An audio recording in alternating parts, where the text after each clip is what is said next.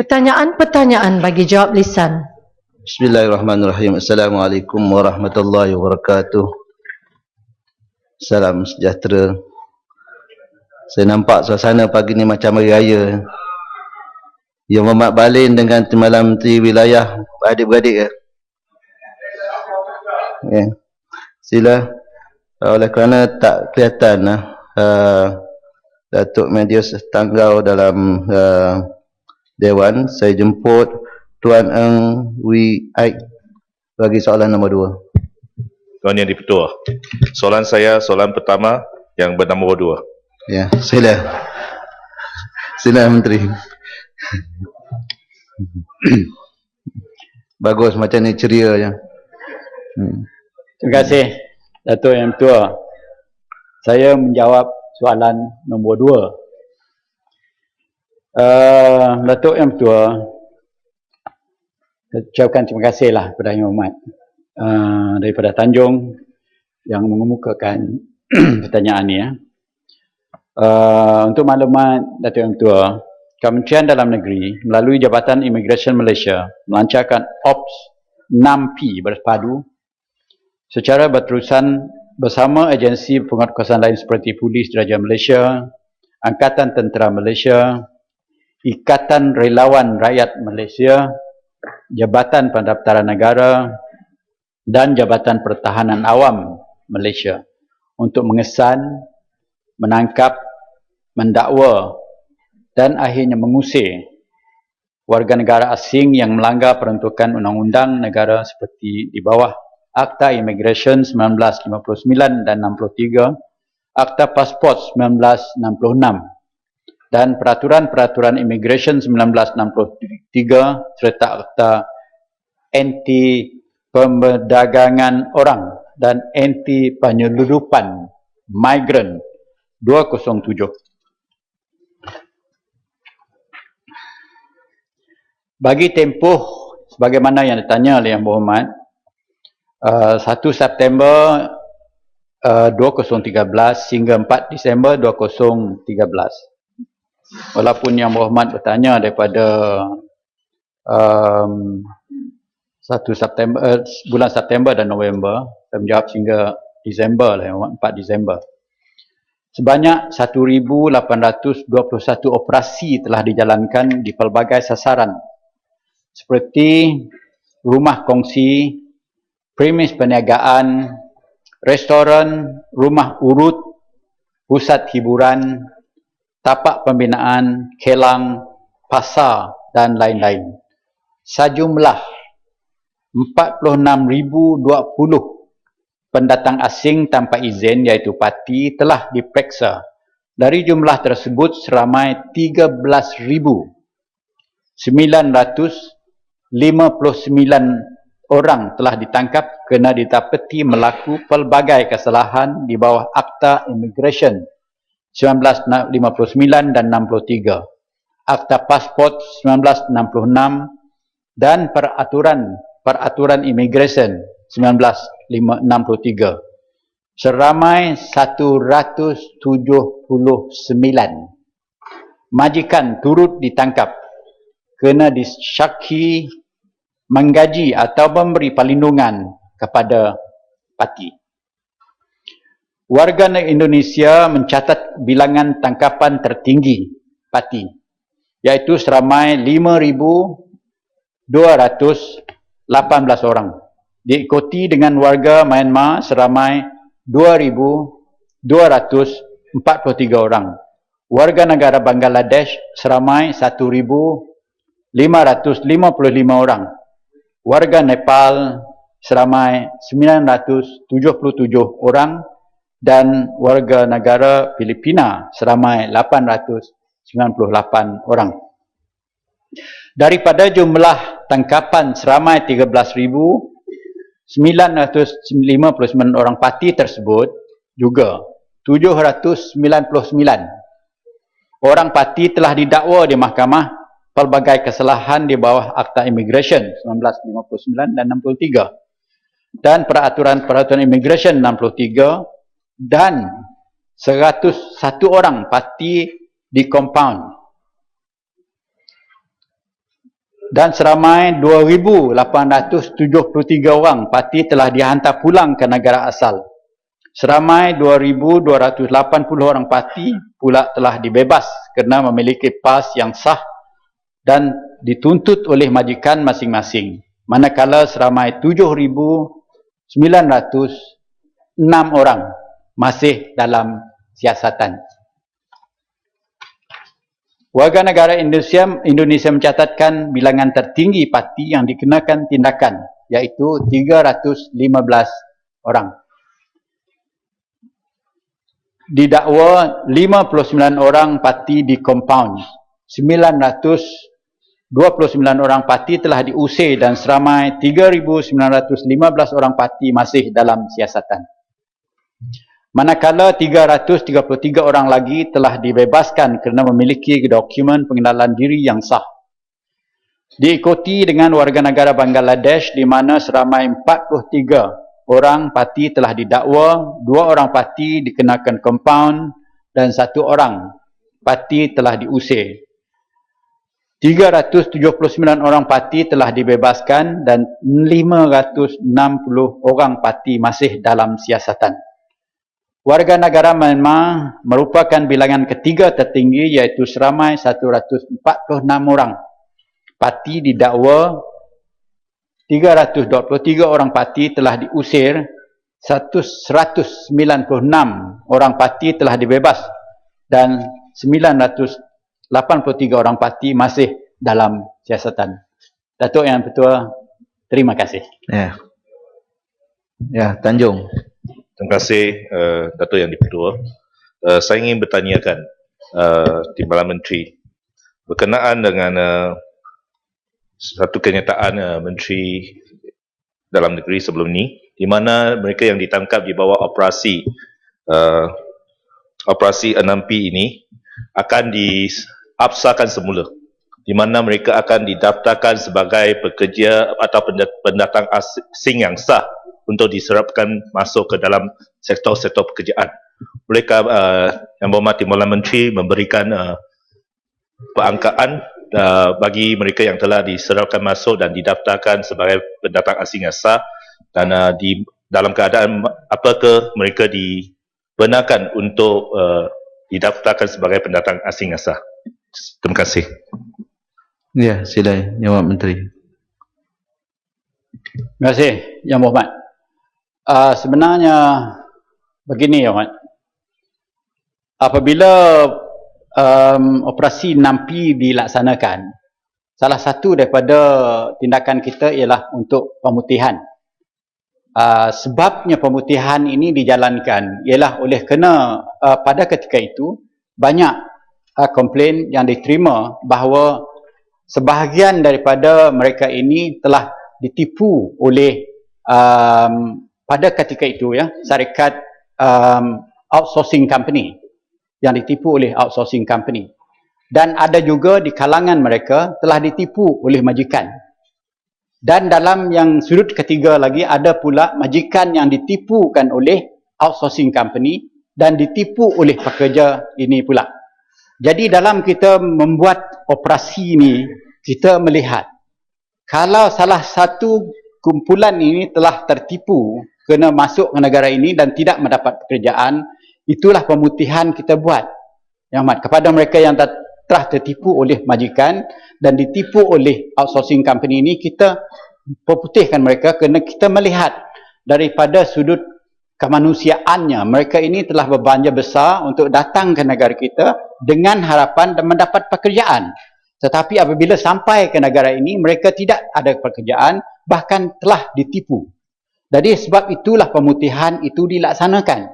Tetapi bagi mereka yang sebenarnya, parti sebenarnya bukan dibawa oleh orang lain, dia sendiri masuk ke negara ini, menerusi jalan-jalan tikus, menerusi jalan-jalan yang tidak betul, tidak payah saya nak sebut jalan haram, tak ada jalan haram sebenarnya, yang tidak mengikuti garis panduan undang-undang masuk ke negara ini. Mereka ini yang diusir, tidak diputihkan Yang Berhormat. Tidak diputihkan, mereka memang sebenarnya orang yang datang sini sebagai pendatang asing tanpa izin, illegal immigrant. Ini tidak diputihkan. Yang diputih ini mereka yang kena tipu. saja. Jadi dalam keadaan demikian, itulah kenapa ada yang kita selepas ditangkap itu dilepaskan semula oleh kena fakta-fakta pemasukan khas dan sebagainya. Dan proses ini tidak lagi dilaksana selepas Op 6P ini ditamatkan. Kita hanya mengambil tindakan di bawah 5P saja, iaitu pemutihan tidak ada lagi. Kita hanya untuk mendokumentasi mereka dan mengusir mereka, mengecas mereka, mendakwa mereka dan mengcompound mereka. Jadi tidak ada lagi pemutihan pada masa sekarang ini. Terima kasih, Yang Amat. Ya, Pasir Gudang. Terima kasih Datuk Speaker. Yang Hormat Menteri, soalan tambahan saya.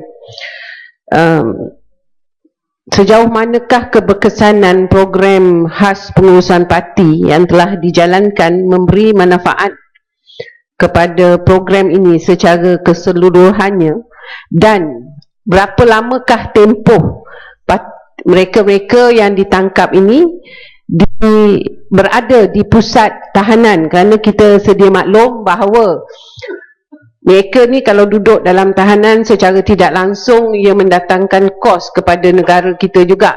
Jadi tempoh mereka berada di dalam tahanan, kita inginlah supaya dipercepatkan pengusiran mereka ke negara asal.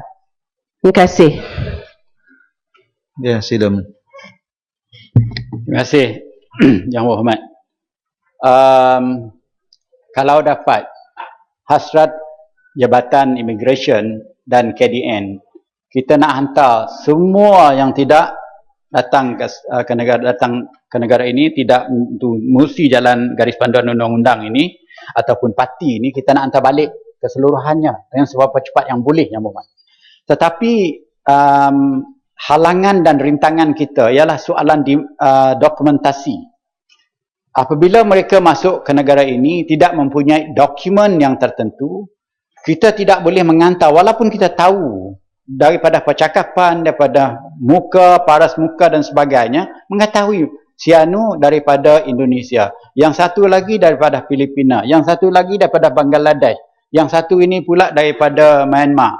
Tetapi kalau tidak ada dokumen yang sah, kita tidak boleh mengantar mereka begitu saja, kerana apabila dihantar nanti ke negara-negara yang saya sebutkan tadi, negara itu tidak akan menerima mereka masuk ke negara mereka kerana tidak mempunyai dokumen untuk memasuki negara tersebut. Akhirnya, mereka akan dikembalikan daripada port of origin atau daripada mana kita menghantar mereka dulu. Kalau daripada KLIA, dia akan dikembalikan kepada KLIA. Ini mengenakan kos yang lebih tinggi daripada kita menyimpan mereka dalam tempat tahanan. Tapi walau bagaimanapun, berhubung dengan persoalan dokumentasi ini, Datuk Yang Dipertua, kita bekerjasama dengan semua pihak. Bahkan saya sendiri berjumpa dengan duta-duta besar ini, menteri-menteri daripada negara-negara tersebut, untuk menguruskan dokumentasi ini. Tetapi dalam masa yang sama, ada juga soalan kelambatan pengeluaran dokumen, ada juga pilih kasih di antara pengeluaran dokumen, siapa didahulu, siapa dikemudiankan.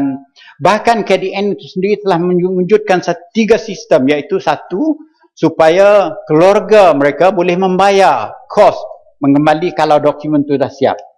Kalau mereka tidak mempunyai sumber kewangan. Kalau pribadinya, dia secara pribadi tak mampu membayar tiket kapal terbang untuk kembali ataupun naik kapal untuk kembali ke negara asal mereka. Jadi, kita juga memohon kepada pihak kedutaan mereka, negara asal ini, supaya menyediakan sumber kewangan. Apabila dokumennya siap, supaya dipercepatkan penghantaran balik dengan kos mereka sendiri. Dan yang terakhir, barulah kalau memang tak mampu tindakan yang kedua tadi dilaksanakan, baru kita mengeluarkan sumber kewangan. Sebagaimana yang pernah saya jawabkan dalam Dewan ini, bahawa sehingga masa sekarang ini kita dah belanja 2.9 juta, Yang Hormat Datuk Yang Dipertua, kos untuk mengantar balik ni. Ada dokumen dan sebagainya, tapi cara pribadi tak mampu, kedutaan lambat mengeluarkan sumber kewangan, akhirnya kita terpaksa Kita tak mahu tempat-tempat pusat lindungan ini penuh dengan mereka ini. Kita berusaha, ya Mat, tapi kelambatan-kelambatan, rintangan-rintangan berlaku oleh kerana dokumentasi tersebut. Terima kasih. Ya. Saya jemput Datuk Nur Ehsanuddin bin Muhammad Harun Narashid. Terima kasih, Yang Di-Pertua. Assalamualaikum warahmatullahi wabarakatuh. Salam sejahtera, salam satu Malaysia, salam dari Kota Tinggi bermulanya di sini. Yang dihormati Datuk Yang Di-Pertua, soalan Kota Tinggi nombor 3. Ya, sila Menteri. Bismillahirrahmanirrahim. Assalamualaikum warahmatullahi wabarakatuh. Salam sejahtera, salam satu Malaysia. Bagi ahli UMNO, selamat bersidang. Ya Mat, Marah nampak lawa pagi ni lah. memang saya dulu lawa. Sejak kecil lawa. Ya, sebenarnya saya tak puji Parit Sulong lagi cantik. Terima kasih Tuan Yang Tua. Terima kasih sahabat saya daripada Kota Tinggi, Johor. Datuk Yang Bertua, suka saya maklumkan kalau kita perlu melihat kepada dua keadaan had umur persaraan ini. Minima ni, yang pertamanya had persaraan minima kepada pekerja swasta di bawah Akta Umur Persaraan Minima 2012, Akta 753, yang akan dikuatkuasakan pada 1 Januari 2004. Ini sepenuhnya di bawah Kementerian Sumber Manusia, Yang Amat Kota Tinggi. Pendekatan kedua kita lihat ialah umur persaraan yang melibatkan pegawai keselamatan di bawah Akta Agensi Persendirian 1971, Akta 27. Ini sebenarnya di bawah tanggungjawab Kementerian Dalam Negeri, di mana timbalannya ada bersama saya, program kita, dan ini mengikut keliling Agensi Persendirian bilangan 4 2010. Datuk Yang Bertua, suka saya maklumkan bahawa kerajaan tidak bercadang untuk mengkaji had maksimum kerana pada prinsipnya umur persaraan minimum bagi sektor swasta yang melibatkan semua bidang pekerjaan ditetapkan pada 60 tahun sebagaimana Akta Umur Persaraan Minimum 2012, Akta 753. Tapi dalam konteks soalan ini ialah lebih pada pegawai keselamatan, Datuk Yang Bertua, ini bawah Kementerian Dalam Negeri. Walaupun saya kira saya perlu menuhkan sedikit ruang ini, walau bagaimanapun akta ini tidak menghalang majikan untuk menetapkan umur persaraan yang lebih tinggi daripada 60 tahun. Ini bawah Akta Kementerian Sumber Manusia. Pelaksanaan Akta Umur Persaraan Minimum ini adalah selaras dengan peningkatan jangka hayat penduduk Malaysia dan untuk memberi peluang kepada pekerja sektor swasta dalam menjana pendapatan dan meningkatkan jumlah simpanan bagi menampung kehidupan keluarga selepas persaraan. Pekerja boleh memilih untuk bersara lebih awal dari umur 60 tahun berdasarkan persetujuan bersama antara majikan dan pekerja. Datuk Yang Bertua, bagi pekerja pegawai keselamatan ini, sebab itu saya sebutkan tadi bahawa Kementerian Dalam Negeri mengikut perkelilingan Agensi Persendirian bilangan 4 2010 Kementerian Dalam Negeri, syarat umur tidak kurang daripada 18 tahun dan maksimum 65 tahun mengikut perkelilingan ini untuk pegawai keselamatan ini. Dan bagi pegawai keselamatan yang berumur 56 tahun hingga 65 tahun, sebab itu kali perkelilingan ini, Datuk Ketua perkelilingan Kementerian Dalam Negeri ini, dia boleh sampai umur 65 tahun atas perkelilingan ini. Hendaklah mendapat pengesahan perbuatan baru diizinkan oleh kementerian. Jadi Datuk Yang Bertua, itu dapat jawapan yang boleh saya beri. Dan bagi kita untuk umur persaraan 60 inilah pekerja-pekerja swasta yang tidak melibatkan pasukan keselamatan, pegawai keselamatan. Terima kasih. Ya, Kota Tinggi. Yang Di-Pertua, baru-baru ini negara dikejutkan dengan kejadian yang sungguh menyayat hati, di mana berlaku seorang suami kehilangan isteri dan anak-anak kehilangan ibu bila pegawai M-Bank telah menjadi mangsa kepada seorang pegawai keselamatan. pemangsanya ialah pegawai keselamatan. Satu isu ketika lain, seorang datuk berumur 75 tahun, bekas tentera telah sebagai pegawai keselamatan telah ditembak sewaktu bertugas. Jadi satu perkara yang amat menyayat hati, dan saya nak bertanya kepada kementerian, apakah perancangan kerajaan untuk meningkatkan moral dan integriti dan nilai tambah kepada dalam perkhidmatan pegawai keselamatan supaya persepsi negatif terhadap pegawai keselamatan dapat dikurangkan. Kita tahu bila berlaku ni, tanya juga kepada PDRM yang telah menyelesaikan masalah kes itu, tapi kita nak melihat bahawa pegawai keselamatan ni terdiri pada mereka rata-rata bekas tentera, diberi perhatian kerana mereka bukan sahaja terkesan, mereka juga tertekan atas insiden yang berlaku. Jadi sudah sampai masa kerajaan melihat kebajikan mereka dan juga meningkatkan integriti sistem moral perkhidmatan keselamatan ini. Terima kasih. Ya, sila Menteri. Terima kasih Yang Amat Tinggi, terima kasih Yang Di-Pertua. Sebab tu saya Datuk Yang Di-Pertua agak terikat sikit untuk menjawab ini. Kerana pegawai keselamatan ni bawah bidang Kementerian Dalam Negeri. Walaupun bagaimanapun untuk makluman Kota Tinggi, sebenarnya masa yang isteri je ditembak itu, saya berada pergi ke rumah menyampaikan sumbangan daripada Pekeso, daripada Kerajaan Malaysia kepada mangsa ini, Balu dan suami dan keluarga. Sebab itulah saya kira mungkin saya tidak boleh menjawab secara khusus untuk pegawai keselamatan ini. Namun dalam usaha kita nak pastikan, sebab yang betul yang terlibat di yang bank ni adalah orang asing, orang luar, pekerja luar, yang memasukkan sebagainya. Jadi bagi kita kementerian, dalam kita memastikan pekerja asing masuk ke negara kita, apatah lagi sebenarnya kita tak izinkan patutnya mereka bekerja. Ini di bawah kementerian saya, sebab tak nak jawab ni. Kita nak pastikan supaya seboleh-bolehnya apa juga tawaran kerja yang dibuat oleh majikan di negara kita ni mestilah diutamakan pada kerja tempatan. Dan mereka akan di bawah jobnya punya penjanjian kerja ni, kita akan scan habis-habisan. Maknanya kita akan pastikan supaya mereka memenuhi syarat-syarat yang diperlukan oleh kerajaan kita.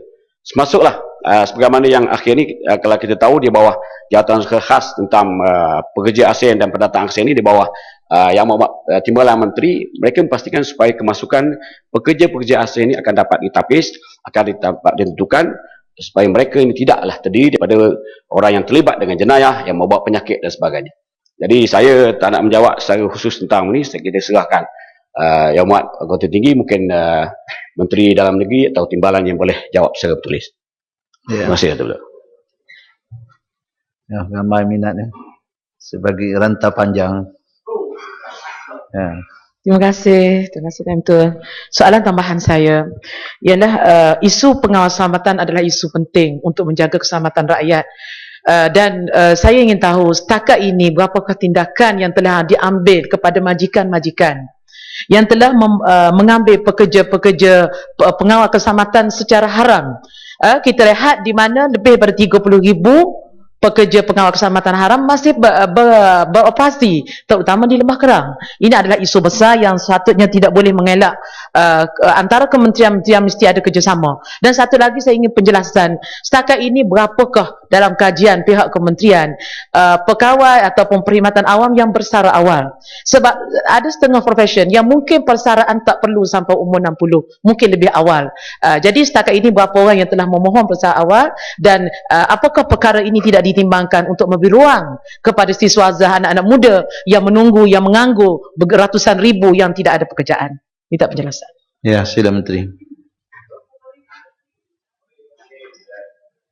Terima kasih, Yang Amat Rantau Panjang. Terima kasih Yang Di-Pertua.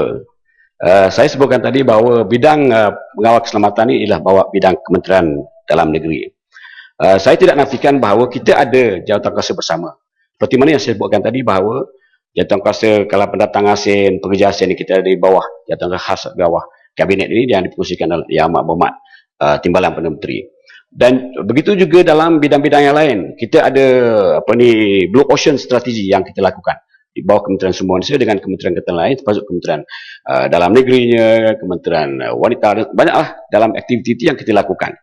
Jadi untuk makluman, mungkin sedikit ni tambahan apa ni yang kita dapat. Kita ada sebanyak, kalau Datuk mungkin Timbalan Menteri Dalam Negeri boleh betulkan saya sedikit. Kita ada, kalau rekod yang kita ada ialah sebanyak 150,000 pegawai keselamatan berdaftar di bawah Persatuan Perkhidmatan Kawalan Keselamatan Malaysia, PPKKM. Dan dalam masa yang sama, pada tahun 2012 kita sebanyak 600 agensi di bawah Persatuan Perkhidmatan Kawalan Keselamatan yang bertanggungjawab kepada pengawal keselamatan ini. Cuma saya ucapkan terima kasih kepada Yang Berhormat kerana prihatin tentang perkara ini, dan memang dia tahu bahawa keselamatan inilah sesuatu yang amat penting segala-galanya. Kalau kita tidak selamat lagi, sama ada kita orang yang cerdik, orang kaya dan sebagainya, tidak ada makna lagi dalam hidup kita, kerana keselamatan kita tidak terjamin. Berbalik pada pekerja awam, Yang Amat kena faham tanggungjawab. Bukanlah saya nak menolak tanggungjawab saya ni, tapi tanggungjawab Kementerian Sumber Manusia ialah bertanggungjawab kepada pekerja-pekerja swasta, manakala pekerja awam di bawah Jabatan Perdana Menteri.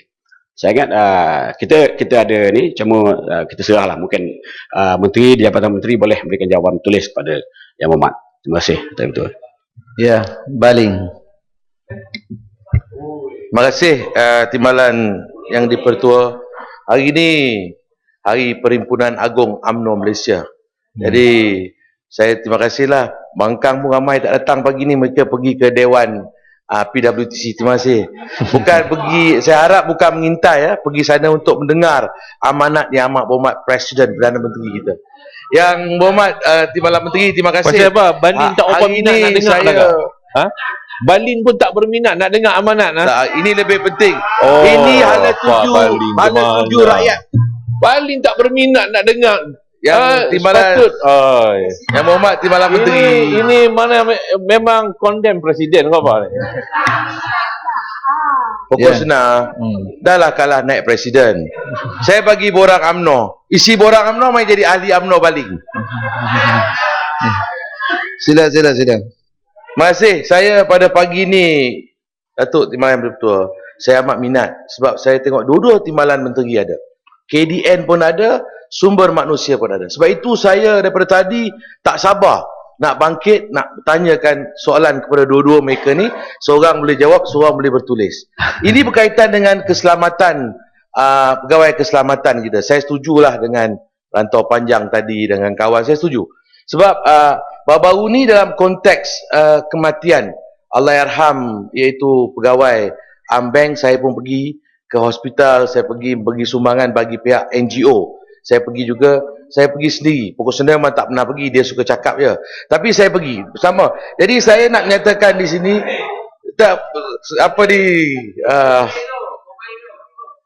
saya nak beritahu berkaitan dengan pegawai keselamatan. Ni serius. Ini bukan boleh kita buat lawak, sebab saya mikirkan satu, kaedah apakah perancangan kerajaan. Satu, gaji mereka. Sebabkan gaji mereka tu tak tinggi, RM800, RM750 ataupun RM1000. Itu yang membuatkan rakyat kita sendiri tidak berminat. Khususnya anak-anak muda. Mereka tidak berminat untuk bekerja sebagai pegawai keselamatan. Kedua, uniform mereka tu, pakaian mereka tu macam zaman tahun 60-an. Mungkin itu juga yang tidak mengundang untuk mendapat cita rasa orang muda. Contohnya Datuk Timbalan betul untuk mereka minta kerja. Jadi saya ingin mencadangkan kepada kerajaan, apakah, sekejap lagi lah soalan saya. Tengok seputir masuk je, dah lah masuk seputir lambat. Pakai baju merah lah hari ni nak pergi persidangan UMNO. Oh dah lah masuk lambat, kacau daun lagi. Jadi saya nak tanyakan soalan saya, apakah perancangan kerajaan? Satu, berkaitan dengan gaji. Keduanya, berkaitan dengan uniform. Ketiganya, saya nak mencadangkan, apa salah dan kiranya kalau kita memberi ruang dan peluang kepada generasi muda untuk bekerja, pakai baju mereka macam polis bantuan, dan belah malam seminggu 2 atau 3 kali beri mereka latihan dan menjadikan mereka sebagai polis sukarelawan, PVR dengan izin.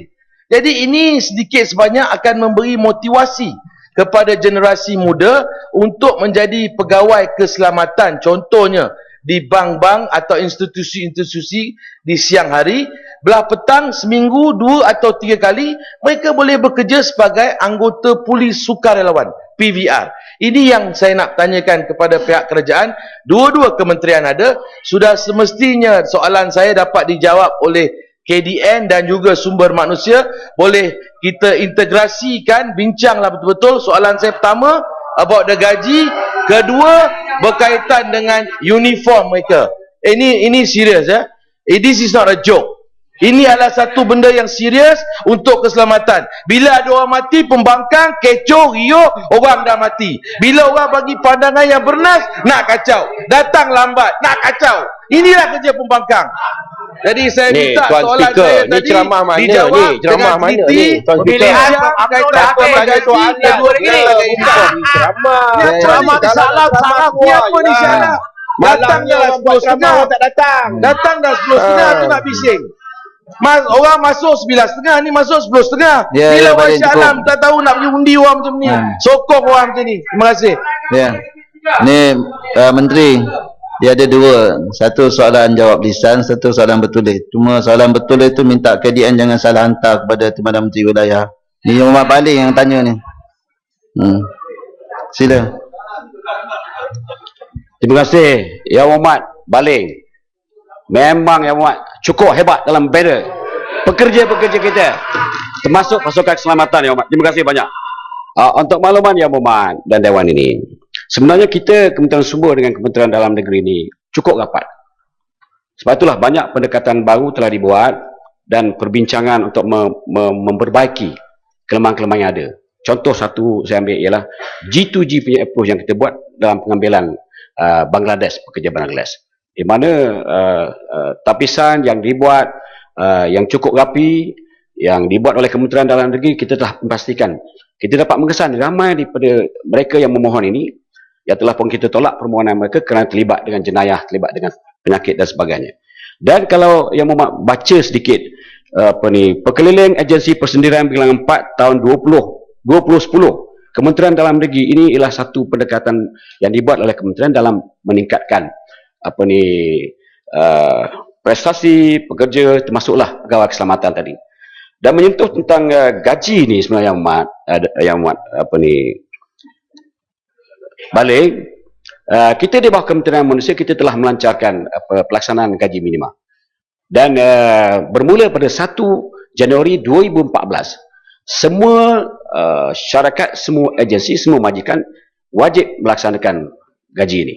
900 di Semenanjung dan 800 di Sabah dan Sarawak. Andai kata mereka majikan melanggar ini, maka mereka akan dikenakan denda yang termaktub atau tertulis di dalam akta ini. Saya ucapkan terima kasih banyak. Dan tentang hasrat yang Muhammad mencadangkan supaya ramai daripada anak-anak muda kita mengambil bahagian, saya setuju Muhammad. Sebenarnya kita telah mengadakan 12 program yang kita adakan, yang kita nak tarik pekerja-pekerja, anak-anak muda ni bekerja. Alhamdulillah, sambutan mereka cukup baik. Cuma dalam bidang keselamatan ni mungkin boleh kita tengok. Saya setuju dengan Muhammad. Mungkin dari segi uniform tadi, Datuk yang bertua, mungkin di dalam Menteri Dalam Negeri ada, mungkin kita lawarkan sikit macam saya pakai ni, cantik lawarkan. Maknanya, orang mungkin, budak-budak muda minat. Kalau pakai selekeh, pakai siapa nak? Jadi kalau mereka belum kahwin lagi bujang, orang perempuan tak nak kerja. Tak lagi semangat. Sebab tu kita tengok sekarang, mereka yang pakai uniform yang cantik, sudah tentulah menjadi tarikan kepada anak-anak muda untuk mengambil peluang menjawat pekerjaan itu. Terima kasih Datuk Yang Bertua. Ya, terima kasih. Saya jemput Dr. Michael Jayakumar Devaras, soalan nombor 4. Terima kasih Datuk Speaker. Soalan saya keempat. Sila Menteri.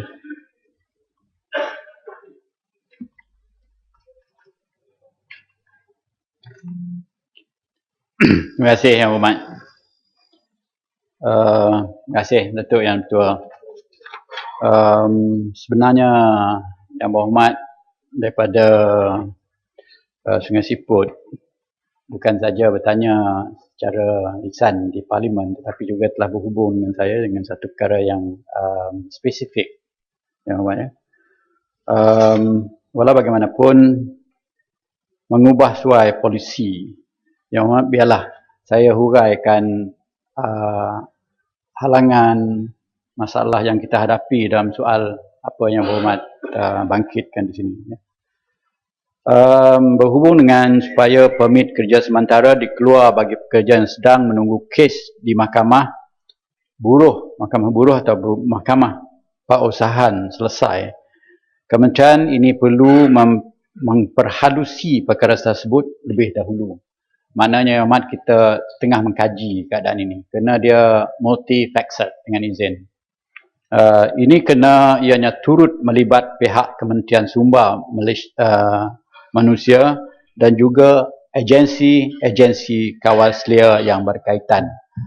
Istilah agensi kawal selia yang berkaitan disebut di sini yang berhormat, bermacam-macam agensi yang perlukan guna tenaga manusia daripada luar negara. Jadi makna dia daripada pertanian sampai ke peladangan, daripada bermacam-macam lah. Dia ada agensi-agensi kawal selia berasingan. Jadi keputusan tidak boleh dibuat oleh pihak KDN semata-mata. Pada masa ini atas dasar kemanusiaan juga hubungan kesefahaman di antara negara sumber dengan kerajaan memberi special pass secara bulanan bertujuan untuk memberi peluang kepada pekerja asing yang telah diberhentikan dan telah memfailkan kes buruh di mahkamah buruh ataupun mahkamah perusahaan perindustrian untuk berada dalam negara ini sehingga kes mereka selesai dan bukannya untuk bekerja. Hanya persoalan di sini ialah soalan yang berhormat itu berhubung dengan bekerja.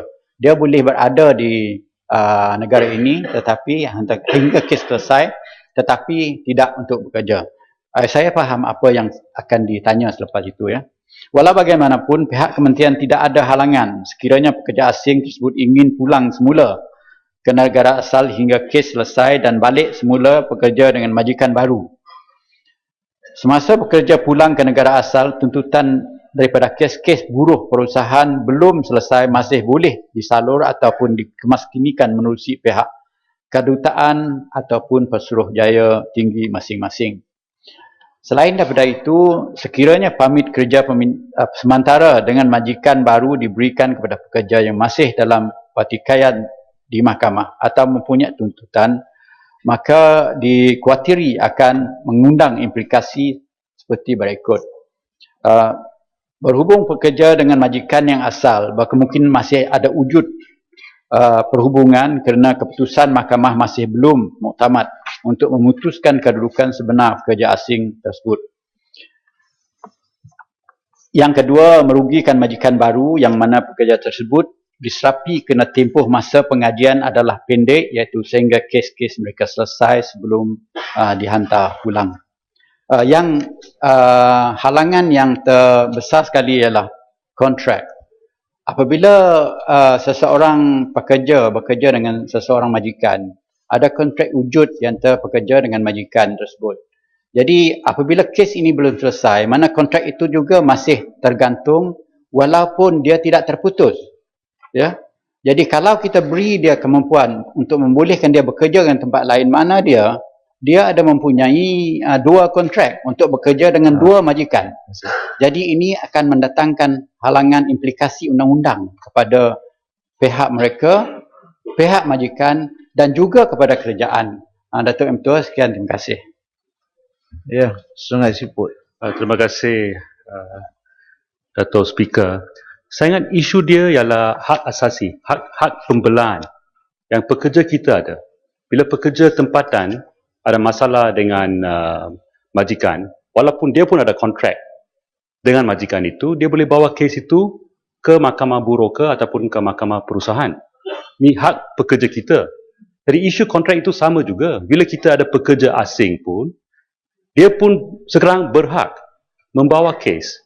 Tapi oleh kerana dia tidak diberi hak bekerja, dia tak boleh macam mana dia nak duduk, macam mana dia nak bayar sewa bilik, macam mana dia nak makan.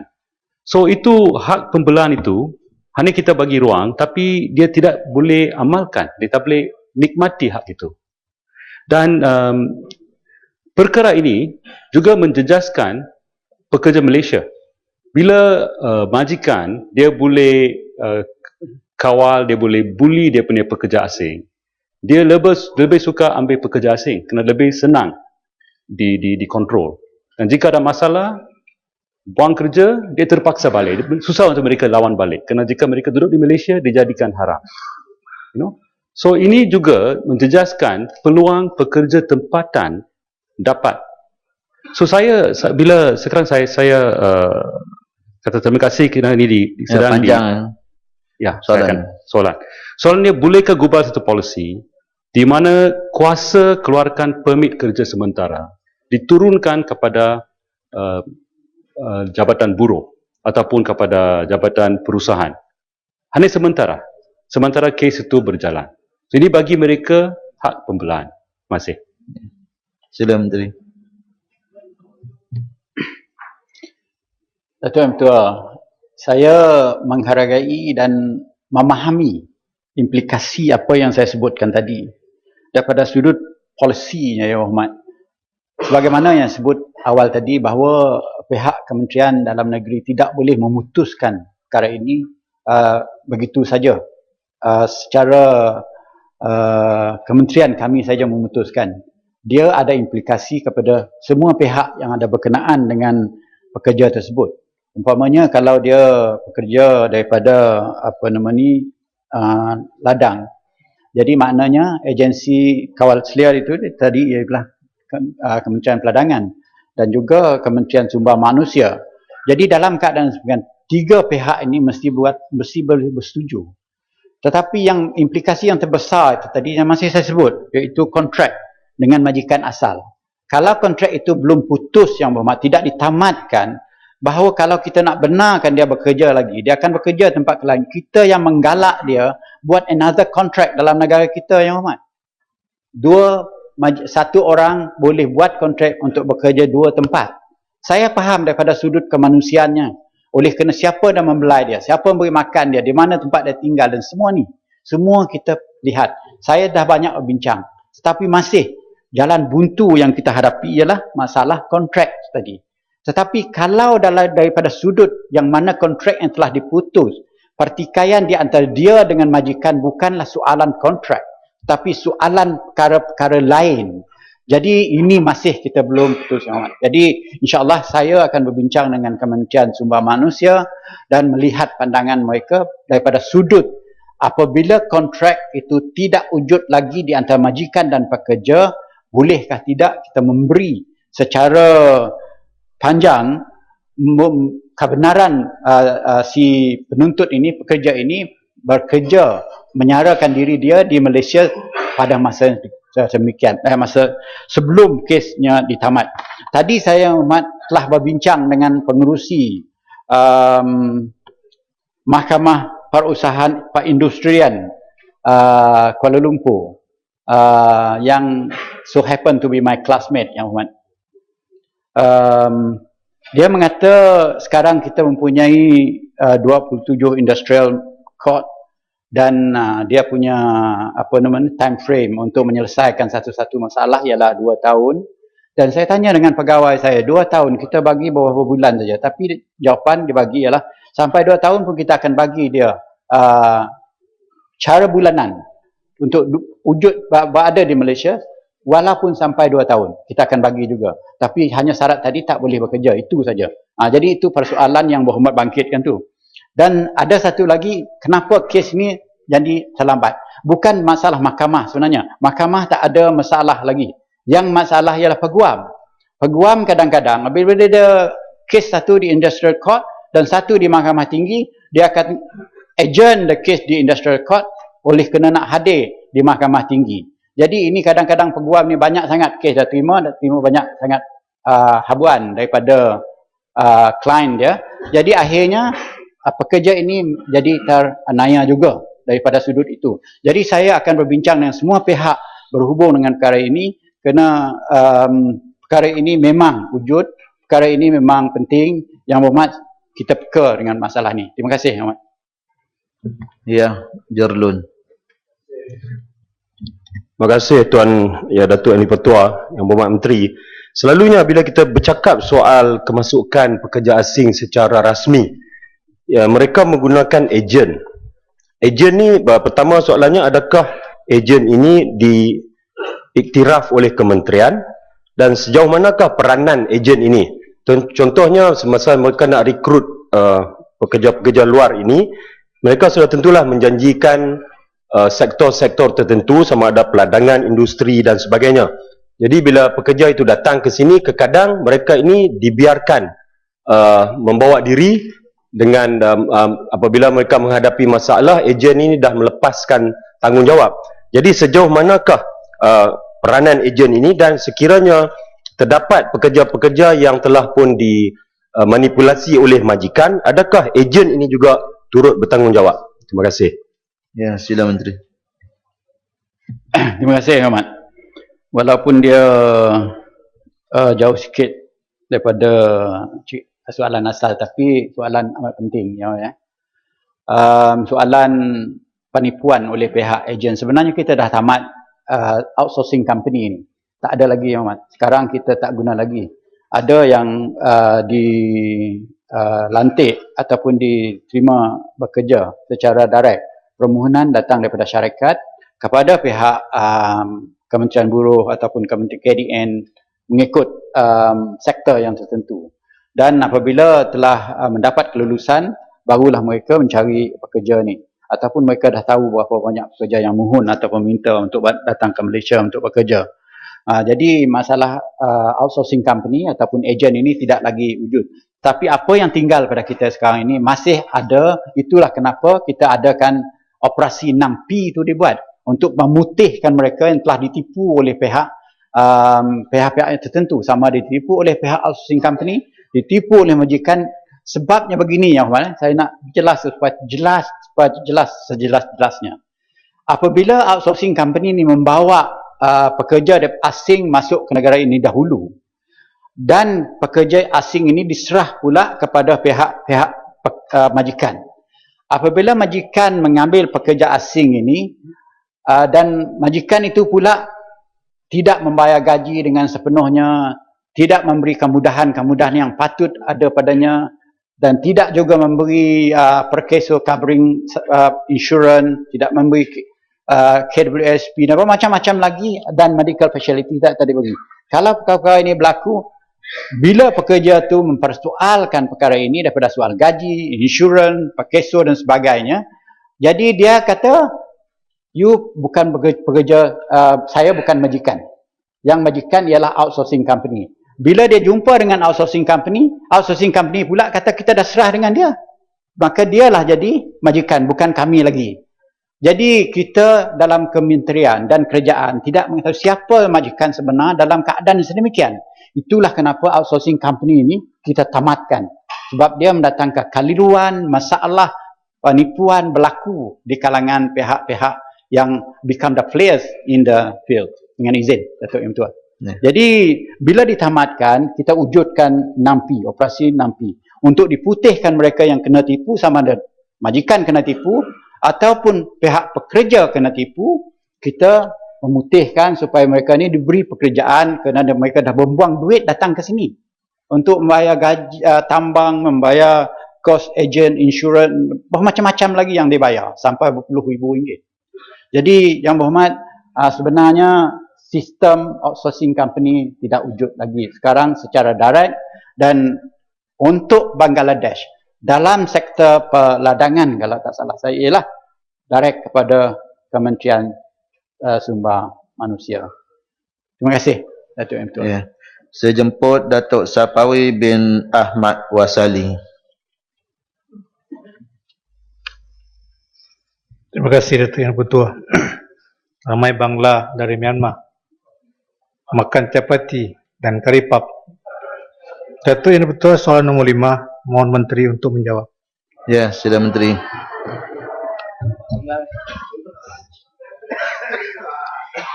Terima kasih Yang Berhormat Si Petang atas soalan yang berkaitan dengan penilaian pelajar. Datuk Yang Di-Pertua,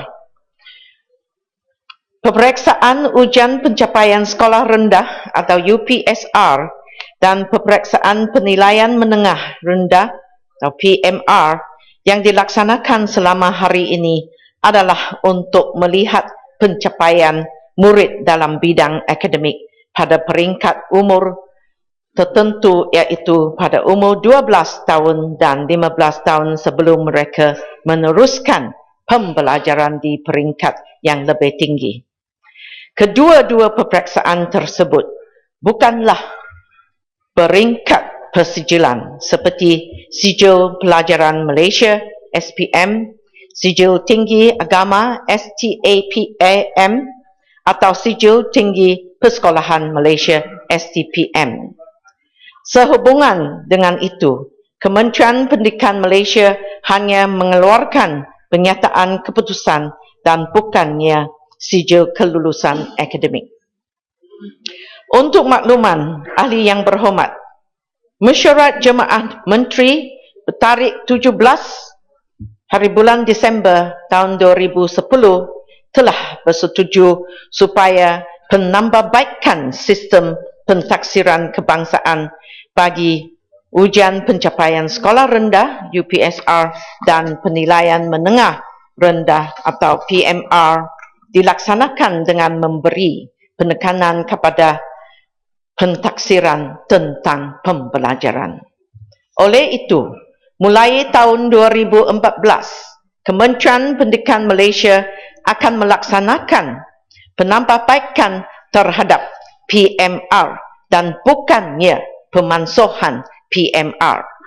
Arahan tersebut adalah berdasarkan Surat Pekeling Lembaga Peperiksaan Bilangan 2 tahun 2011, iaitu penambahbaikan sistem pentaksiran kebangsaan bagi penilaian menengah rendah PMR mulai tahun 2012. Penambahbaikan PMR membawa maksud bahawa penilaian di peringkat menengah rendah masih dilaksanakan tetapi bukan dalam bentuk peperiksaan pusat. Penilaian akan dilaksanakan melalui pentaksiran berasaskan sekolah atau PBS yang merangkumi 4 komponen, iaitu pentaksiran sekolah, pentaksiran pusat, pentaksiran aktiviti jasmani, sukan dan core curriculum, dan pentaksiran psikometrik. Perkara yang ditaksir adalah pengetahuan, kefahaman, kemahiran dan nilai yang menjurus kepada pentaksiran profil, pencapaian, perkembangan dan penyertaan murid. Pelaporan pentaksiran di peringkat menengah rendah adalah dalam bentuk penyataan keputusan yang memberi gambaran lebih menyeluruh dan holistik tentang potensi murid. Pelaksanaan PBS juga memberi otonomi kepada guru untuk melaksanakan pentaksiran formatif dan summatif yang berasaskan sekolah dan memberi pengiktirafan terhadap sumbangan guru dalam pencapaian murid. Penjaminan kualiti yang merangkumi aktiviti pementoran, pemantauan, pengelarasan dan pengesahan dilaksanakan di semua peringkat bagi menjamin kesahan dan kepercayaan pentaksiran. Sekian, terima kasih. Ya, sebidang. Terima kasih Datuk Yang di-Pertua. Kita menyokong penuh transformasi pendidikan negara 2013 sehingga 2025 yang membawa perubahan menyeluruh, termasuklah kaedah dan sistem peperiksaan yang dilaksanakan berteraskan pentaksiran berasas sekolah. Bagaimanapun SPM terus dikekalkan. Saya ingin bertanya pada Yang Berhormat Menteri, terutama sekali dalam peperiksaan ini yang berkaitan dengan wajib lulus, khususnya bahasa Inggeris. Apakah tindakan kementerian sekiranya peperiksaan khususnya SPM bahasa Inggeris ini wajib tetapi gagal? Kerana ramai kegagalan ini berasas kepada pelajar kita di luar bandar. Adakah pelaksanaan sistem paper Julai untuk bahasa Malaysia akan dilaksanakan kepada bahasa Inggeris ini untuk memastikan peluang-peluang akan berterusan? Dan apakah perancangan kementerian terhadap pengajaran dan pembelajaran bahasa Inggeris khususnya walaupun peperiksaan pentaksiran berasas sekolah dilaksanakan di peringkat menengah rendah dan UPSR, tetapi untuk memastikan pelajar luar bandar khususnya mendapat lulus yang baik dan cemerlang khusus dalam paper wajib bahasa Inggeris ini. Terima kasih. Ya, Menteri. Terima kasih Yang Berhormat Si Petang, dan sikap positif terhadap transformasi pendidikan amat dipuji. Perkara yang pertama ada berkaitan dengan peperiksaan untuk SPM, di mana pelajar adalah wajib untuk lulus SPM, dan sekiranya pelajar khasnya dari luar bandar, sekolah luar bandar dan gagal dalam bahasa Malaysia, bahasa Inggeris, mereka juga diberi peluang untuk mengambil satu peperiksaan di mana kita panggil itu SPM ulangan, dan mereka boleh ambil kertas bahasa Inggeris pada tahun 2017, memandangkan bahawa kelulusan untuk bahasa Inggeris akan bermula pada tahun 2016. Yang berkaitan dengan rancangan yang diusahakan oleh Kementerian Pendidikan Malaysia untuk membantu pelajar dalam pengajaran dan pembelajaran bahasa Inggeris, memang dalam kita punya plan pembangunan pendidikan Malaysia yang mula pada tahun ini hingga tahun 2025, memang kita ada satu inisiatif di mana kita panggil itu memanfaatkan bahasa Malaysia dan mengkukuhkan bahasa Inggeris. Dan dalam inisiatif itu memang ada banyak program, dan selain daripada itu, peranan yang dimainkan oleh panitia bahasa Inggeris agak sangat penting di peringkat sekolah, di mana sekolah mengadakan in-house training untuk guru-guru, dan selain daripada itu, pelajar-pelajar diberi aktiviti di mana pengajaran dan pembelajaran bahasa Inggeris dapat dijalankan dengan cara yang menurutkan melalui aktiviti seperti menggunakan lagu, storytelling dengan izinnya, dan selain daripada itu, pelajar-pelajar juga diberi pendidikan dengan cara untuk menjawab soalan dengan berkesan.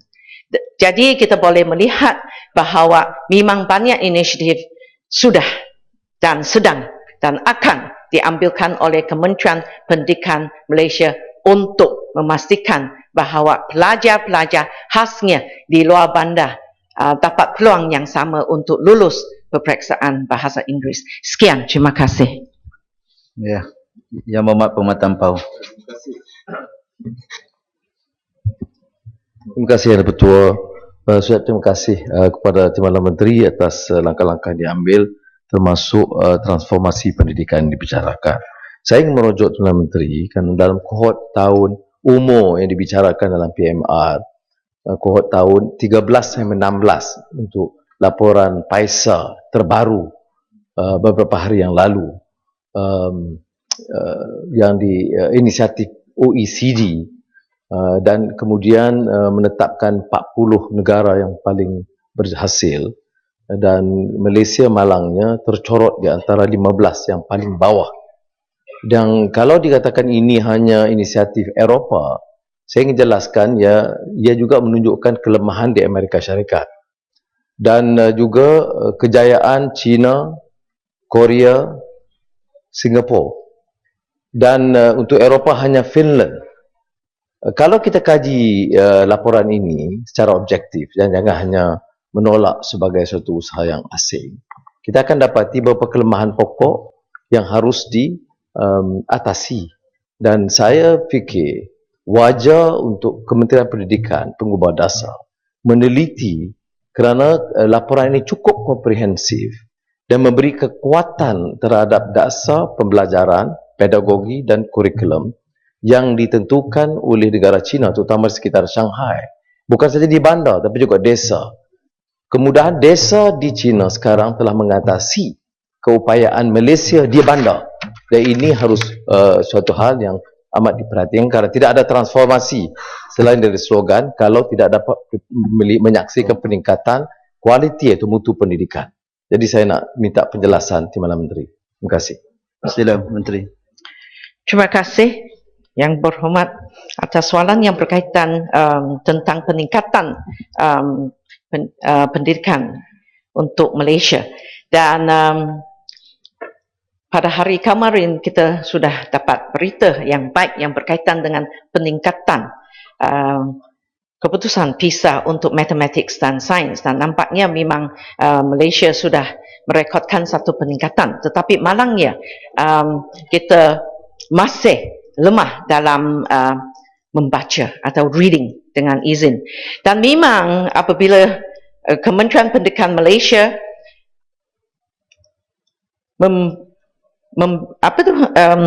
desain atau membenarkan kita punya plan pembangunan pendidikan Malaysia, segala aspek sudah diambil kira. Dan pada hari ini kita punya plan pembangunan pendidikan, dan semua cadangan atau semua komen yang tadi dikemukakan oleh yang berhormat tadi memang diambil kira. Dan itulah kita ambil masa, dan kita ada banyak inisiatif di sini di mana kita akan melaksanakan dalam jangka masa 13 tahun untuk memastikan bahawa ada transformasi berlaku di Malaysia dalam senario pendidikan. Dan saya ada kepercayaan bahawa kita boleh melaksanakan plan ini dengan berkesan, kerana cara-cara yang kita melaksanakan plan pembangunan ini adalah lain dari mana kita melibatkan bukan hanya warga dari Kementerian Pendidikan Malaysia, tetapi kita melibatkan ibu bapa, community, stakeholder, dan mewujudkan kolaborasi yang begitu rapat dengan pihak luar negara juga. Dan baru-baru ini apabila yang amat berhormat Perdana Timbalan Perdana Menteri merangkap Menteri Pendidikan Malaysia, iaitu Tan Sri Muhyiddin Yassin, apabila Kementerian Pendidikan Malaysia membentangkan kita punya blueprint, kita rasa amat bangga bahawa Director General dengan izin Puan Irina Pakova sudah memberi puji atau commended on kita punya blueprint. Jadi di sini saya minta jasa baiklah bahawa kita sebagai rakyat Malaysia memberilah Kementerian Pendidikan Malaysia satu peluang untuk pastikan bekerjasama, collaborate with us supaya kita boleh menjayakan plan pembangunan pendidikan Malaysia dengan jayanya. Sekian, terima kasih. Ya, Gombak. Terima kasih Datuk Yang Di-Pertua. Saya percaya kementerian juga sedia maklum bahawa peratusan lepasan pelajar-pelajar SPM yang mendapat tempat di IPTA dan IPTS masih rendah. Laporan menyebut bahawa sekitar 25% hingga 30% lepasan SPM yang berjaya mendapat tempat di IPTA. Dan kita juga sedia maklum bahawa kegagalan mendapat tempat di IPTA ini disumbangkan bukan sahaja kerana prestasi akademik yang rendah, tetapi kecenderungan dan minat pelajar juga berbeza. Ada pelajar yang minatnya akademik, ada juga ramai pelajar yang minatnya berteraskan kepada vocational dan juga mata pelajaran teknikal. Persoalan saya ialah apakah langkah-langkah yang telah dan akan diambil oleh kerajaan untuk mewujudkan peluang-peluang bagi pelajar-pelajar yang berkenaan untuk menggilak potensi mereka dalam bidang vocational dan technical, dan juga apakah langkah kerajaan untuk mengiktiraf pencapaian mereka melalui pensijilan supaya mereka boleh mendapat jaminan pekerjaan di dalam pasaran dan juga industri. Terima kasih. Ya, sila Menteri. Terima kasih atas soalan yang berkaitan dengan pendidikan vocational atau TVET dengan izinnya, dan rujuk balik kepada plan pembangunan pendidikan Malaysia, memang satu usaha atau satu transformasi sudah berlaku untuk pendidikan teknik dan vocational, dan dahulu memang pengajaran dan pembelajaran untuk mata pelajaran teknik vocational adalah di peringkat sekolah, dan hari ini nampaknya bukan hanya sekolah menengah vocational atau teknik diwujudkan di peringkat sekolah, tetapi sekolah-sekolah teknik dan vocational juga di-upgradekan untuk menjadi college vocational, di mana kita memberi latihan kepada pelajar-pelajar yang berminat dalam bidang teknik dan vocational, dan kita juga mewujudkan kolaborasi dengan institusi yang bukan hanya dalaman tetapi di luar negara kita juga. Seperti saya bagi satu kursus di mana adik pelajar boleh ikut di college vocational tetapi dapat pengiktirafan juga dari luar negeri, iaitu program ACCA. Jadi banyak usaha sudah diambil, dan selain daripada itu, untuk pelajar yang bukan academically inclined, dengan izin, memang pengajaran dan pembelajaran dalam kemahiran diberi banyak tumpuan sekarang. Dan selain daripada itu, kalau pelajar yang dia tidak dapat keputusan yang begitu baik, mereka juga boleh masuk college community. Dan selain daripada itu, kita juga ada wujudkan politeknik juga. Jadi inilah peluang di mana adik pelajar yang lemah dari segi akademik, who are not academically inclined, mereka masih ada satu peluang untuk melanjutkan dia punya pelajaran dalam bidang vocational. Sekian, terima kasih. Ya, saya jemput Datuk Kamarudin bin Jaafar. Terima kasih Datuk Yang di-Pertua. Assalamualaikum. Soalan saya nombor 6. Ya, sila Menteri. Bismillahirrahmanirrahim. Datuk Yang di-Pertua, kerajaan berpendirian bahawa bilangan hari yang telah diperuntukkan bagi Dewan Rakyat bersidang adalah mencukupi bagi memberi peluang kepada ahli-ahli Dewan Rakyat membangkitkan dan membahaskan isu-isu berkaitan. Walau bagaimanapun, penambahan bilangan hari bersidang bergantung kepada keperluan semasa. Untuk makluman ahli-ahli yang berhormat, semasa mesyuarat ketiga yang sedang berlangsung, Dewan Rakyat telah bersidang sehingga lewat malam beberapa kali. Dan rekod yang saya perolehi menunjukkan jumlah penambahan masa persidangan adalah sebanyak 81 jam yang bersamaan dengan 13 hari persidangan. Tambahan masa persidangan adalah bermaksud untuk persidangan yang dilanjutkan selepas jam 5.30 petang. Ya, Tumpat. Terima kasih Datuk Yang di-Pertua. Terima kasih Yang Berhormat Menteri. Jawapan Yang Berhormat Menteri itulah yang menjadi alasan yang tersendiri bahawa perlunya ditambah hari-hari kita bersidang. Sebab hampir tiap-tiap hari sidang Dewan kita ini terpaksa dilanjutkan masanya sehingga ke lewat malam. Datuk Yang di-Pertua, kita sebagai Dewan Rakyat dan Parlimen sebenarnya mengambil daripada tradisi Westminster di London. Apabila kita lihat dan bandingkan istilah-istilah seperti speaker, backbencher, whip, malah belah bahagi, division. Mana kita ada belah bahagi, kita mengundi sebenarnya. Tapi oleh kerana kita meniru dan mengambil istilah-istilah Westminster, maka itulah yang kita pakai. Tetapi Westminster, Datuk Yang di-Pertua, dia bersidang 145 hari, 150 hari dalam setahun. Kita kalau tahun ini hanya 51 hari. Walaupun kita akui tahun ini berbanding tahun-tahun lain agak kecil jumlahnya kerana tahun pilihan raya, kerana Barisan Nasional takut untuk mengumumkan pilihan raya yang memberi masa yang sesuai untuk kita bersiap sedia. Oleh sebab itulah Datuk Yang di-Pertua, saya fikir dan Dewan di Westminster mereka bersidang hanya di waktu petang. Kita daripada pagi hingga ke malam, dan ini saya fikir menjejaskan prestasi perkhidmatan yang boleh kita buat. Jadi seruan saya memandangkan Menteri sendiri menyebutkan bahawa terpaksa ditambah waktu hingga ke malam walaupun bermula daripada pukul 10 pagi, maka ini adalah alasan yang jelas bahawa perlunya ditambah hari-hari supaya kita boleh berkhidmat dengan baik. Saya rujuk kepada website Parlimen Westminster, Datuk Yang di-Pertua, nak mengetahui bilangan hari yang mereka catatkan secara resmi di website Westminster, bukan hari-hari sidang tetapi hari-hari sidang bercuti. cuti Christmas, cuti musim panas, cuti Easter, cuti May Day dan sebagainya. Maknanya nak menunjukkan betapa hari bersidang itu lebih banyak daripada hari tidak bersidang dalam satu tahun. Jadi ini saya fikir pengajaran yang baik untuk kita minta penjelasan daripada Yang Berhormat Menteri. Terima kasih. Ya, sila Menteri. Datuk, ini betul. Saya terbuka dalam hal ini.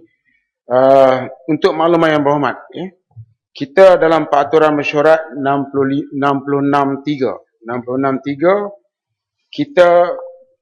kita ada maksimum 13 hari, 2 hari untuk menjawab. Ini kita buat. Kemudian 66.5 kita dibenarkan maksimum 20 hari. Sekarang kita buat 11 hari. Jadi itu kedudukannya sekarang. Tapi untuk membolehkan kita selesai masalah ini, maka kita tambah jadi 81 jam. Walau bagaimanapun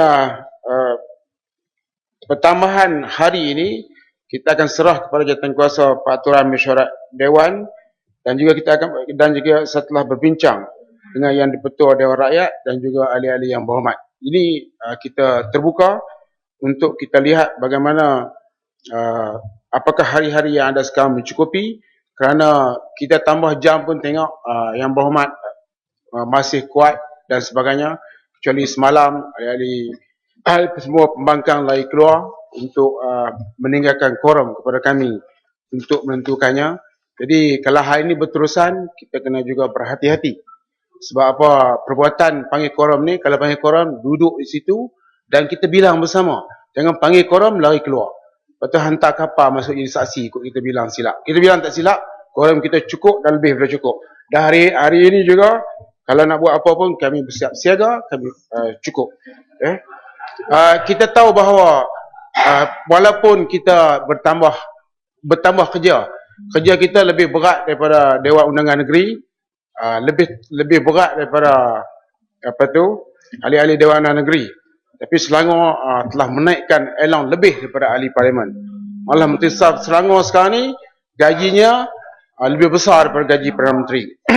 Jadi itu saya menjawab. Walau bagaimanapun kita akan ambil perhatian perkara ini. Ahli Yang Berhormat, Ketua Pembangkang, kita berbincang dengan Yang di-Pertua Dewan Rakyat untuk membolehkan sama ada kita perlu ataupun tidak untuk menambah hari. Kerana kita masih lagi dibenarkan di bawah 66/5. Kalau kita nak tambah hari, kita tidak perlu pindah di sini, kita boleh berbincang. Ya, Ampang. Terima kasih Datuk Speaker. Saya ingin membangkitkan bahawa tadi meminta hari tambahan. Kita lihat bagaimana kualiti perbahasan pun juga sangat rendah dan menteri didesak-desak untuk memendekkan jawapan dan buat secara bertulis. Bertulis pun dia tak kasih jawapan bertulis. Jadi perlunya untuk kita menambahkan masa ini agar ada perbahasan yang berkualiti. Seperti semalam, with due respect to the Menteri Kesihatan, bukan orang yang relevan untuk menjawab soal berbahas dalam isu dadah semalam. Sebab itu kita walk out because it's not the right person to answer the issue dengan izin Datuk Speaker. Datuk Speaker juga yang hadir dalam semalam punya kes. Jadi kita mintalah ini Jabatan Parlimen, Menteri menjaga Parlimen memastikan bahawa menteri yang betul menjawab soalan dalam bahas. Dan semalam sebab itu kita minta untuk dihentikan agar kita menggantikan menteri yang lebih arif tentang undang-undang. Ya, Ampang. Jadi ini harus dipertimbangkan dan harus dikaji semula. Terima kasih. Apa soalannya? Soalan dia kualiti, perbahasan tidak kualiti kerana masa yang singkat dan sengaja disingkat-singkatkan. Kadang didesak-desak menteri suruh berhenti dan suruh bertulis. Bertulis pun tak ada tulis. Jadi ini kualiti apa? Jadi kalau kita minta ini tambahan agar ada kualiti perbahasan dalam Dewan ini. Ya. Datuk Yang di-Pertua, pihak pembangkang boleh menilai kualiti perbahasan mereka dan dia telah isytiharkan bahawa kualiti perbahasan mereka rendah. Tapi saya nak bagi tahu bahawa ahli-ahli Parlimen Barisan Nasional, kualiti perbahasan kita tinggi. Inilah cara yang Muhammad cakap ni, Muhammad boleh rujuk kepada perjanjian Bani Tahkim di antara kumpulan Sayyidina Ali dan juga kumpulan Muawiyah. Jadi Yang Berhormat sendiri yang mengisytiharkan perbahasan tidak berkualiti. Tetapi bagi setengah perkara yang ditimbulkan secara teknikal, kita jawab bertulis. Bertulis akan sampai juga akhirnya sebab kita dah berjanji jawab bertulis, kita jawab bertulis. Sama ada Yang Berhormat boleh jawab atau tak boleh jawab, itu hak kerajaan untuk pastikan supaya kita bagi jawapan yang setepatnya. Kita maklum kita nak jawab bertulis, tapi Yang Berhormat tak boleh buat penilaian macam tu. Bukan kita seorang yang pandai. Siapa yang datang Dewan Rakyat ni semua pandai. Itu satu. Nombor dua, ahli parlimen juga bertanggungjawab kepada tugas masing-masing. Sekarang kita tengok sebahagian besar ahli parlimen kita tidak berada di sini kerana mereka sedang bertengkar lomos untuk menolong orang di kala banjir. Yang mana di London tu tak banyak wakil rakyat yang pergi banjir. Tapi di sini banjir boleh kata tiap tahun, dan kita dapati bahawa ahli-ahli parlimen, ahli-ahli dan juga wakil-wakil rakyat ni seumpama pegawai kebajikan. Mereka berjuang berjuang untuk membela rakyat, dan ini adalah prinsip dan juga pendirian Barisan Nasional. Selepas kali ini kalau tak ada perbincangan, diharap-haraplah kita boleh ramai-ramai pergi ke Kuantan, pergi ke Kemaman, pergi ke Rompin, pergi ke Terengganu dan juga Kedah untuk sama-sama membantu mangsa-mangsa banjir di sana. Ini tugas wakil rakyat dan juga ahli parlimen. Ya, Pokok Senda. Terima kasih Datuk Yang Di-Pertua. Mana baling saya ingat pergi dengar ucapan Presiden, dia patah balik lah. Ya, soalan Pokok Senda. Dia patah balik. Saya ingatkan dia pergi dengar. Saya bagi peluang Pokok Senda untuk soalan. Baik, saya nak tanya. Isu yang selalu sering kami bangkit di parlimen ni ialah isu kepada soalan bertulis. Soalan bertulis. Itu bagi saya bahawa soalan bertulis itu kita dah bagi awal. Kita dah bagi awal bersama dengan soalan jawab lisan ini. Yang saya kira bahawa sepatutnya soalan tu kita masuk parlimen tu kita boleh dapat lah. Saya kata ingat benda tu benda yang simple untuk setiap kementerian itu boleh menyediakan jawapan terus. Bila mula start hari pertama sidang tu kita dah boleh dapat soalan bertulis untuk menjawabkan soalan bertulis untuk menjadi rujukan kepada perbahasan-perbahasan selanjutnya. Tapi saya ingat sampai hari ini kita tak dapat untuk sidang ni kepada soalan bertulis. Jadi ini yang saya nak minta kepada Menteri Jaga Parlimen khususnya dan juga pihak Parlimen, Speaker, untuk berunding dengan pihak kementerian, pihak kerajaan, pihak menteri ini supaya memastikan bahawa hari pertama sidang jawapan kepada soalan bertulis itu mesti letak atas meja sialah. Itu yang sewajarnya. Kalau tidak maknanya tak ada makna lah kita bagi soalan bertulis, tiba-tiba habis sidang baru kita dapat, nak buat apa? Ini saya minta penjelasan kepada Yang Berhormat. Ya, sila Menteri. Jawapannya insya-Allah, dan pihak parlimen sendiri telah mengenakan peraturan kepada kami pihak kerajaan supaya selepas soal jawab ni bagi mereka yang tidak dapat dijawab secara lisan, kita akan jawab secara bertulis. Parlimen tiap-tiap hari dia mari ke semua tempat-tempat menteri minta benda tu. Benda tu berjalan dengan elok. Tapi hak soalan bertulis tu, kalau sekiranya saya minta sebab ini lebih khusus, kalau Yang Berhormat ada perkara yang amat tertinggal, tidak mendapat soalan bertulis tu, saya tahu Yang Berhormat tanya kata ini tak perlu cakap. Ya, saya tahu. Saya nak jawab sekarang ni, saya tak perlu cakap dan kena pastikan soalan bertulis itu berada di atas meja. Jadi jawapannya insya-Allah. Ya, saya jemput Datuk Hasbullah bin Osman. Soalan saya soalan nombor 7. Sila Menteri. Ya. Terima kasih Tuan Yang Di-Pertua. Pihak Kementerian Kemajuan Luar Bandar dan Wilayah merakamkan penghargaan kepada Ahli Yang Berhormat Greg di atas keperhatian beliau terhadap isu-isu berkaitan masyarakat orang asli.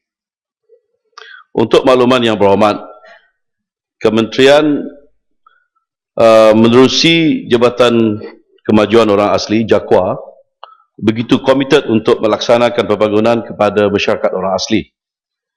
Bukan sahaja dari aspek fizikal seperti kemudahan infrastruktur dan prasarana di perkampungan, malah turut menitik beratkan kepada pembangunan modal insan, menerusi program pendidikan dan khusus kemahiran kepada masyarakat orang asli.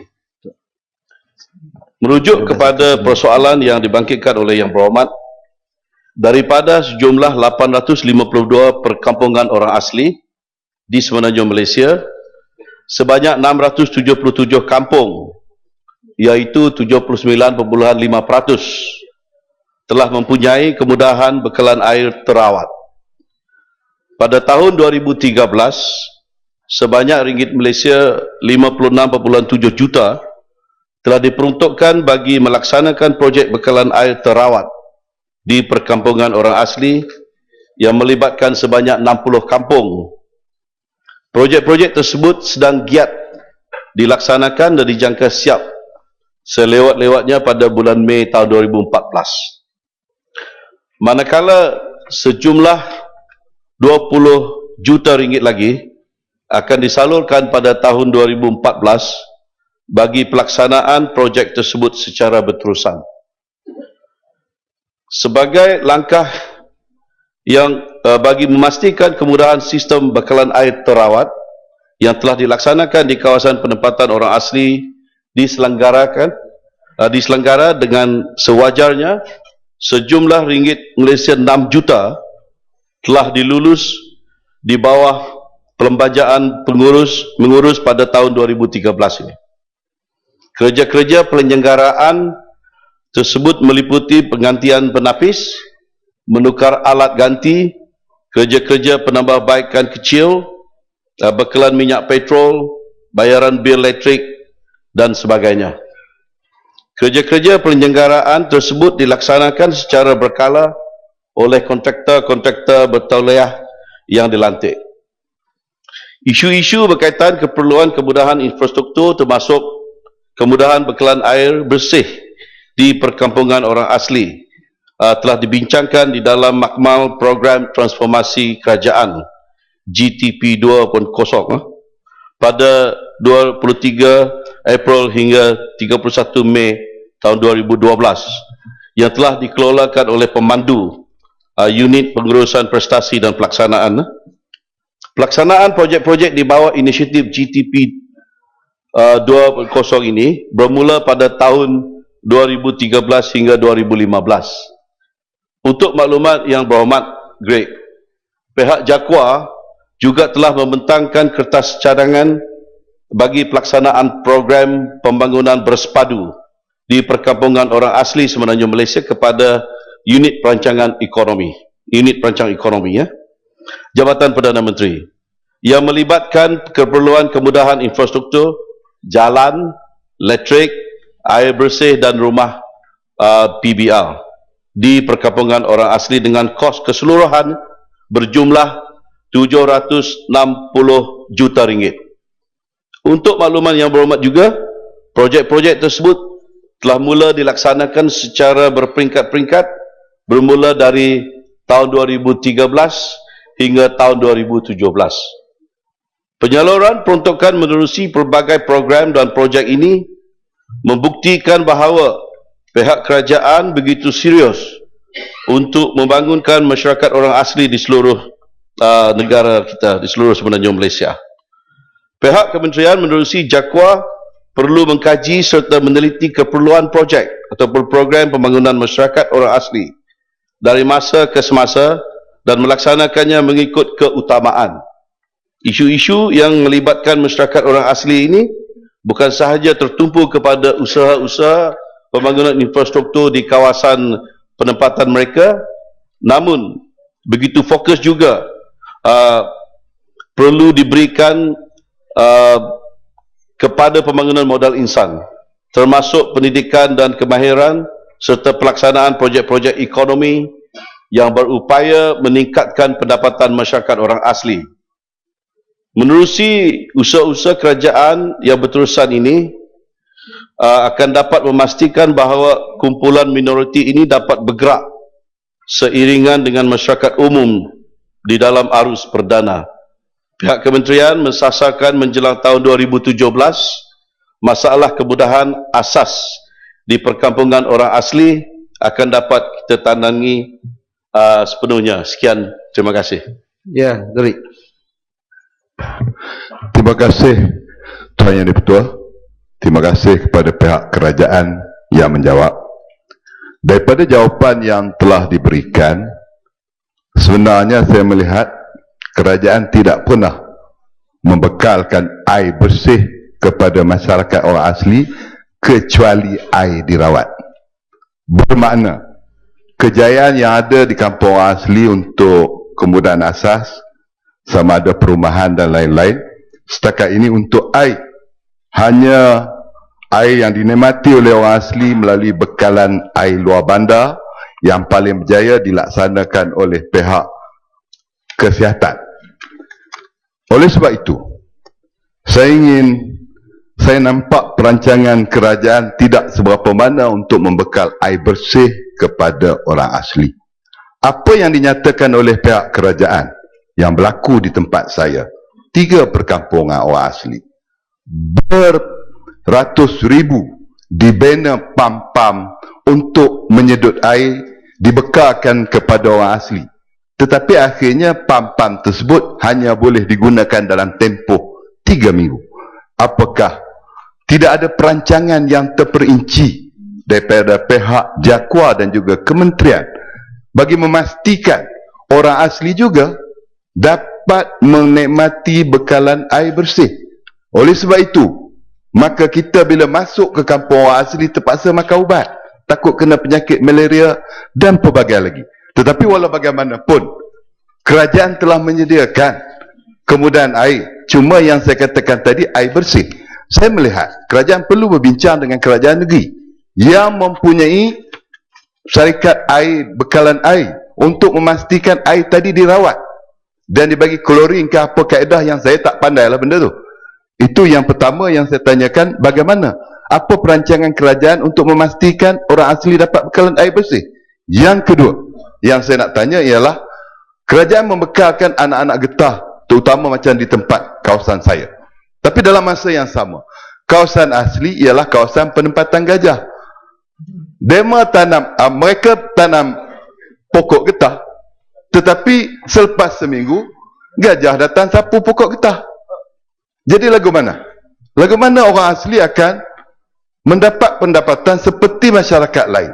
Kadang-kadang setengah daripada kita memandangkan masyarakat asli ialah masyarakat kelas yang kedua. Sebenarnya mereka juga sama macam kita. Jangan panjang sangat. Minta maaf. Pasal ini pasal orang asli. Persoalan saya, apakah Kementerian Pembangunan Luar Bandar juga akan membantu memberi peruntukan kepada orang asli untuk getah yang dimusnahkan oleh pihak gajah? Untuk Tuan Ketua, untuk menjawab soalan yang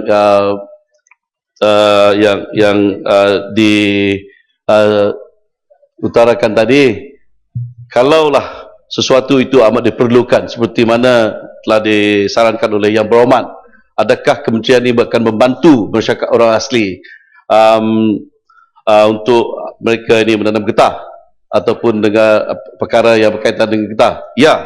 JAKWA, saya boleh menjaminkan, kementerian boleh menjaminkan JAKWA akan melihat kepada itu dan akan membantu. Dan kami amat menerima baik apa yang telah disarankan, yang dihuraikan oleh Yang Berhormat Greg tadi. Itulah yang kami nak maklum balas daripada Yang Berhormat yang begitu prihatin kepada masyarakat seperti mana yang ditunjukkan oleh Yang Berhormat Greg tadi. Dan pegawai-pegawai yang duduk di belakang ini memang sudah mencatat pun apa yang telah disarankan oleh Yang Berhormat Greg. Dan untuk tambahan kepada apa yang telah diberitahu tadi dalam jawapan, saya ingin menyebut di sini dalam statistiknya bekalan air terawat kita masih ada 175 kampung lagi yang belum dapat air terawat, iaitu dalam puratannya 120.5% kita mengakui. Dan mereka ini kita akan sasarkan untuk mereka mendapat air terawat nanti. Jadi air bersih kita melalui yang telah dilaksanakan oleh Kementerian Kesihatan Program Bakas, hampir kesemuanya perkampungan orang asli sudah mendapat air bersih alternatif, tapi bukan terawat. Seperti mana telah saya sebut di sini tadi. Kita mengakui masih ada baki-bakinya perkampungan yang belum dapat sistem air terawat ini. Jadi dengan jawapan sebegitu dulu, Yang Berhormat, terima kasih. Baiklah Yang Berhormat, selesai sudah pertanyaan-pertanyaan bagi soalan jawab lisan. Sila Yang Berhormat Menteri usul di bawah peraturan 12.1. Bismillahirrahmanirrahim.